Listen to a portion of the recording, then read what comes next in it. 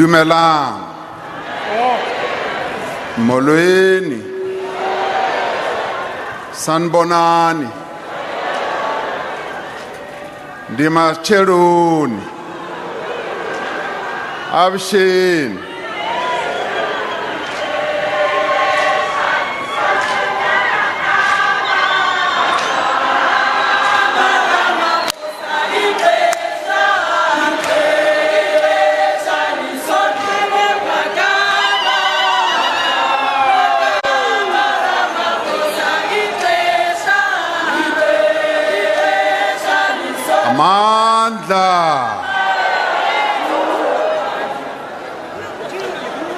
Program directors, the acting king of the AmaXhosa nation, Nkosi Maphasa, the Sigao royal family, your majesties, President Wamaloba, President Thabo Mbeki, ministers and deputy ministers, members of parliament and members of our provincial legislatures, the Premier of the Eastern Cape, Babu Oscar Mabuyane, Chairperson of the National House of Traditional Leaders, Nkosi Mahlangu, national officials of the governing party, the African National Congress, leaders of various political parties, the President of Contralesa, Kgoshi Mathupha Mokoena,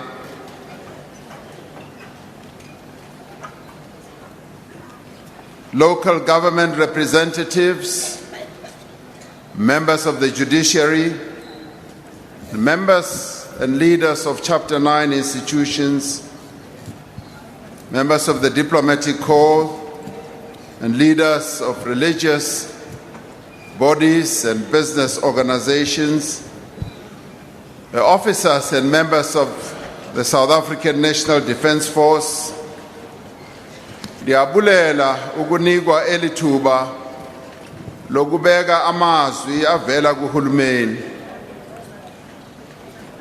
Ndifuna ukubulela uhulumeni wethu apha e-Eastern Cape ukuba baye basicela singuhulumeni at national level ukuthi xa sizobeka ukumkani uzwelonke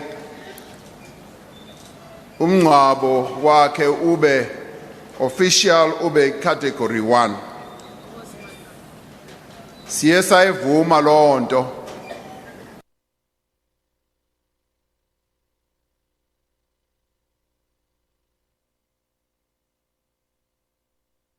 kuhle ukuthi lo msebenzi ube nesidima. It is with heavy hearts that we gather here today to bid final farewell to our King, His Majesty Mpendulo Calvin Sigao, azwelonke. The news of His Majesty's untimely passing came as a great shock to many of us, and even today we feel its weight upon us. A cloud of sadness has descended upon the AmaXhosa nation, and indeed on the entire South African nation. It was for this reason and out of respect of His Majesty that we declared that our nation's flag should be flown at half-mast throughout the length and the breadth of our country. We have lost a great leader. His Majesty's passing is indeed a reminder of the shortness of our life on this earth. It is a reminder to us to spend our time on this earth wisely, in performing good deeds, and in being of service to others, as His Majesty was. AmaXhosa nokumkani are the repository. They are also the guardians, the keepers, the custodians. They are also the promoters and the protectors of our collective history, of our customs, our languages, and our culture. They are the great umbilical cord that connects us to our past, that keeps us rooted to our present, and that guides us to our future. The Sigao family has lost a husband, a father, a brother, a friend.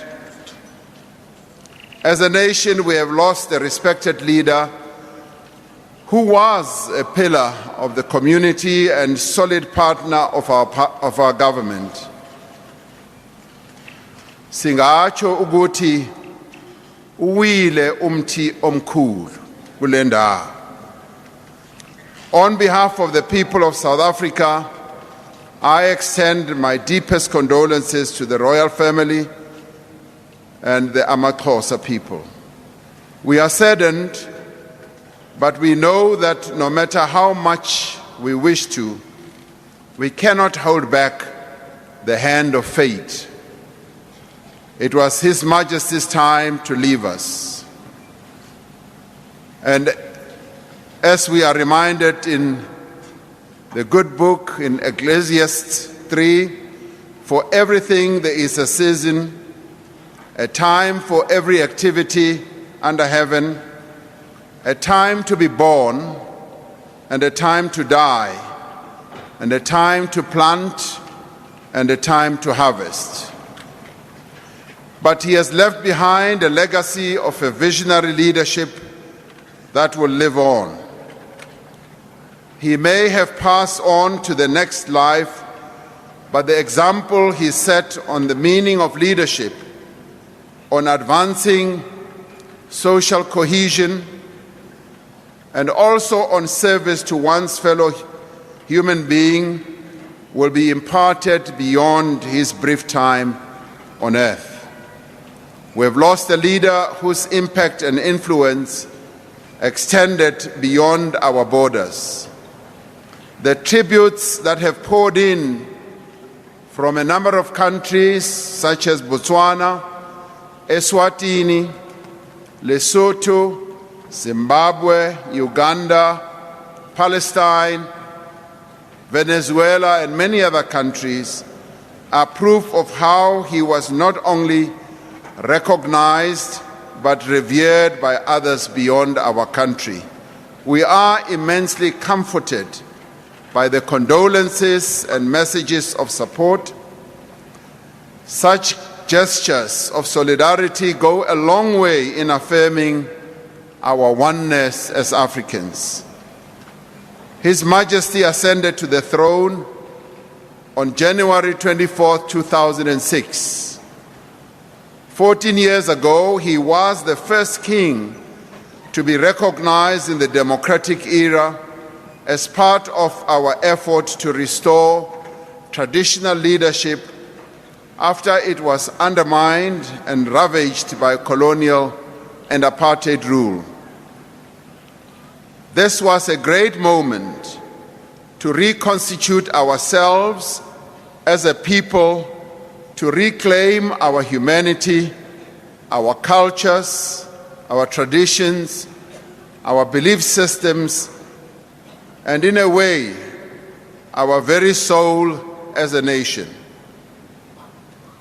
He was the son of this soil, who was also the son of Sahili, who was the son of Hintsa, a lineage of the House of Palo, a house that has over the centuries produced gallant warriors who fought land dispossession, who fought against mistreatment, humiliation, imprisonment, and the slaughter of innocent people, whose only sin was having a different skin color and defending what was rightfully theirs. The role of AmaXhosa leaders in resisting colonialism, as we have heard, inspired generations of freedom fighters who eventually led this country to freedom and democracy in 1994. During apartheid, the people of this province fought the brutality of the system that deprived our people of land and political and economic rights. This province produced freedom fighters such as Nelson Mandela, Walter Sisulu, Winnie Madikizela Mandela, Albertina Sisulu, Oliver and Adelaide Tambo, Govan Mbeki, Raymond Mhlaba, Chris Hani, Steve Tshwete, and many others. During his short reign, His Majesty distinguished himself in various ways.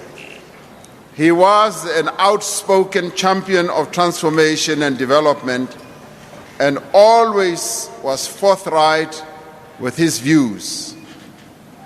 He was the type who spoke truth to power at any given moment.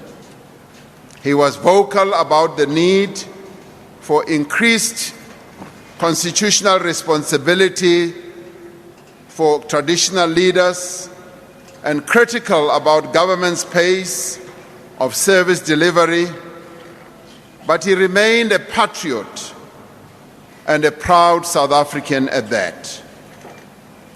Through his projects, the King Zwelonke Legacy Project and the King Zwelonke Foundation, he fervently championed community development, moral regeneration, education, and agricultural projects.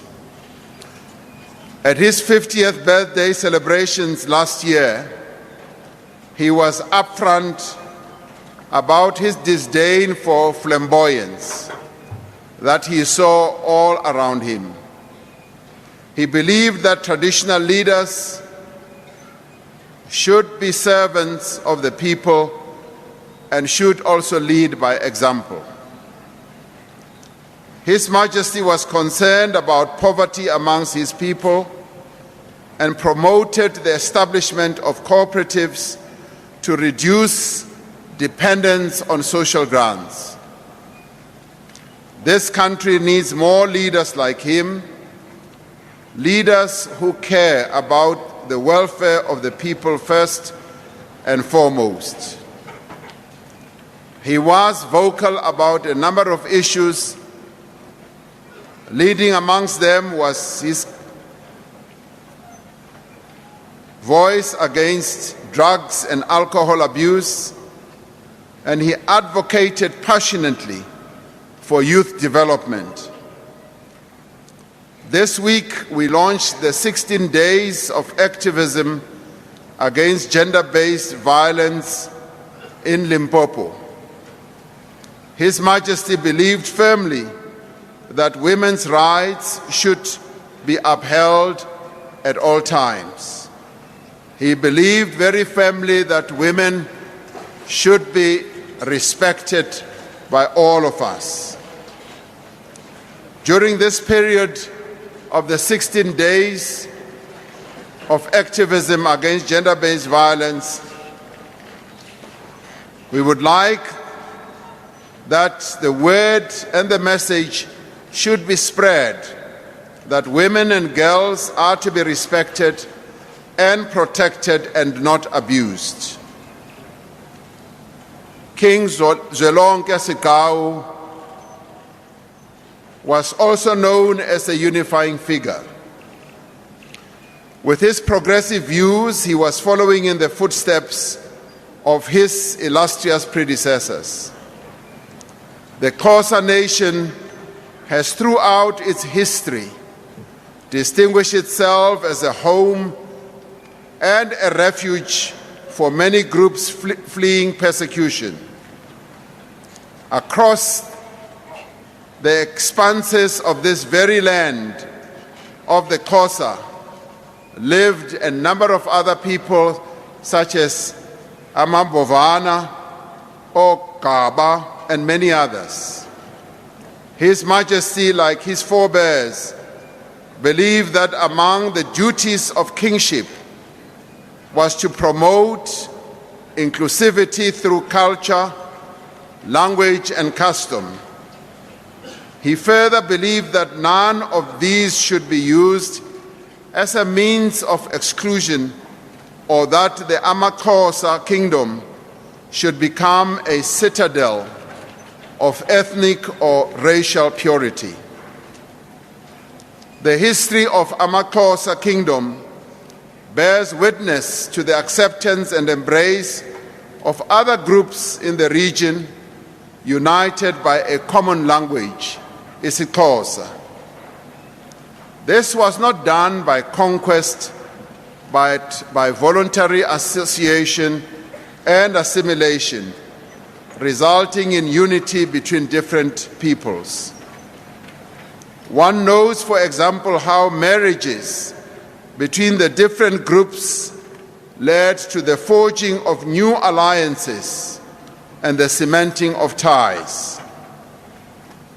In seeking to define itself and its identity, the AmaXhosa nation has never shied away from the principle of inclusivity, tolerance, and coexistence. Through this legacy, His Majesty promoted harmony between AmaXhosa and AmaXhosa. He was an advocate for traditional leadership, playing a greater role in national affairs. In September this year, during the Chividzo traditional leaders in Bombela in Mpumalanga, he clearly articulated the stance of traditional leaders on issues of land ownership and related matters. His Majesty never hesitated to extend the hand of fraternity to other traditional houses.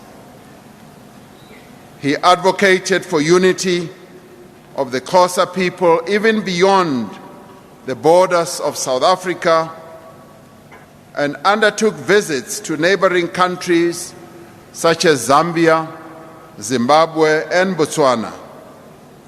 While visiting countries experiencing economic challenges, King Zwelonke would take along a consignment of clothing, of food parcels, and other necessities to present to the needy in those places. He passionately hated tribalism and racism and was an ardent advocate of African unity. For this, we will fondly remember him.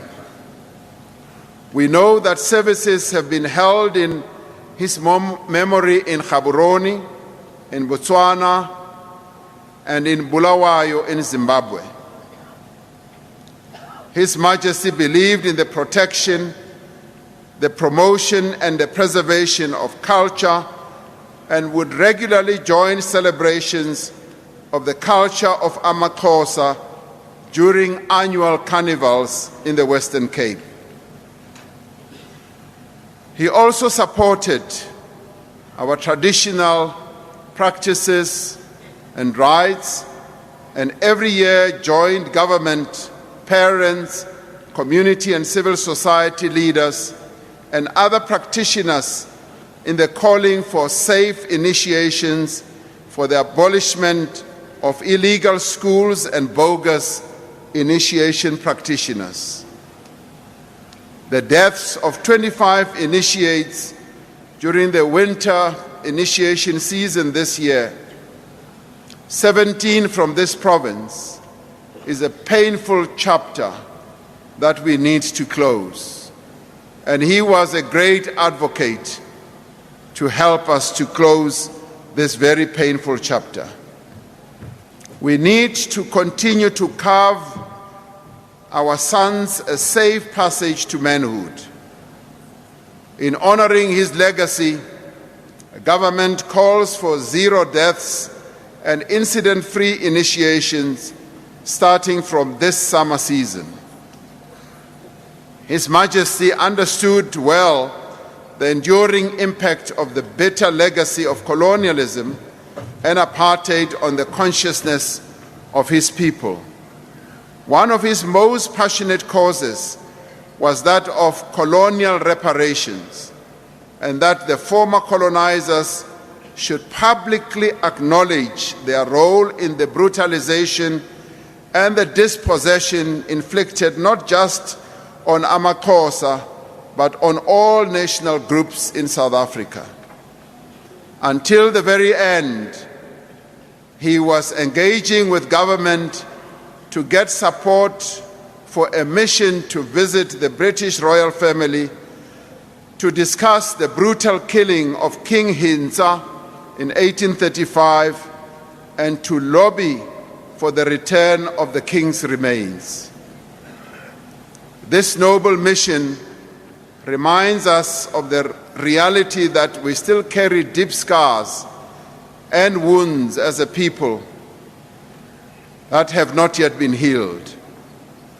We are still living with the effects of centuries of injustice wrought upon us by colonialism. The issue of King Hintsa's remains, his head to be precise, is a cause His Majesty's successor will no doubt be taking forward. Fellow mourners, the King has left us when we still have so much to do to transform our country. We are going through difficult times, as President Mbeki said, as we seek to build our economy and our country to lead us to prosperity. Our people are suffering in unemployment and poverty. Many role players are working together with us to grow our economy and to reposition our country to create more jobs for our people. Since 1994, traditional leaders have worked side by side with government to drive rural development, to promote and to uplift our communities. We want to deepen our collaboration with traditional leaders, even on matters such as the administrative help that they need, which we shall do because it is important that our traditional leaders and our kings and queens should be given the wherewithal to be able to play their rightful roles in the lives of our people. Just 2 months ago, I was here in the Eastern Cape to launch the government's new Khawuleza district development model that will help to transform our approach to delivering services and drive development in our localities. Like we did in the OR Tambo district municipality in September, at the opening of the new Lusikisiki clinic, we will be bringing development to this district as well.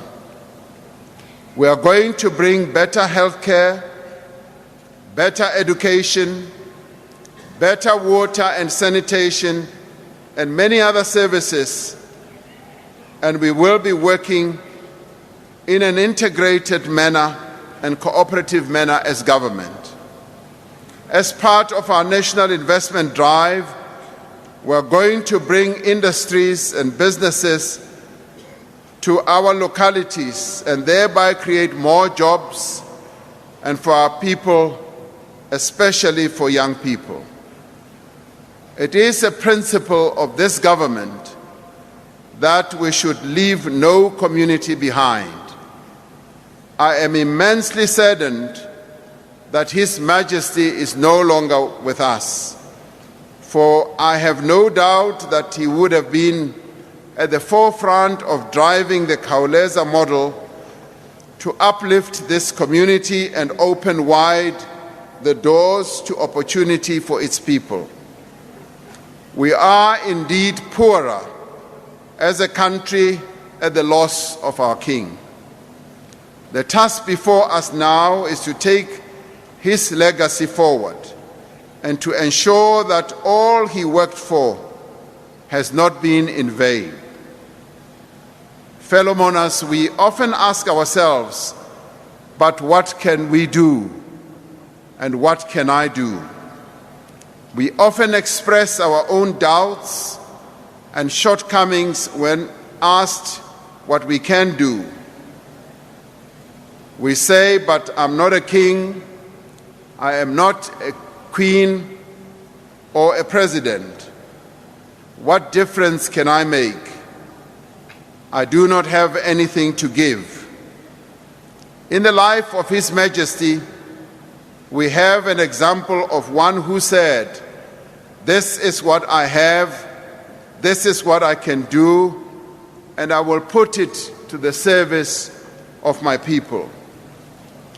The king said, "Here I am, send me."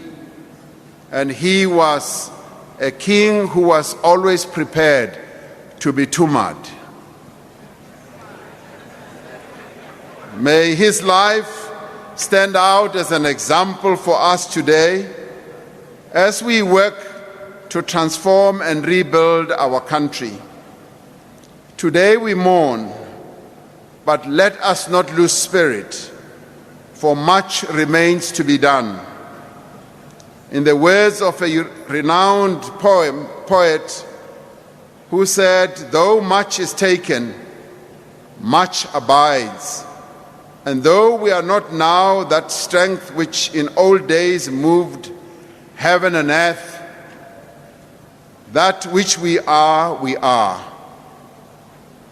One equal temper of heroic hearts made weak by time and fate, but strong in will to strive, to seek, to find, and not to yield."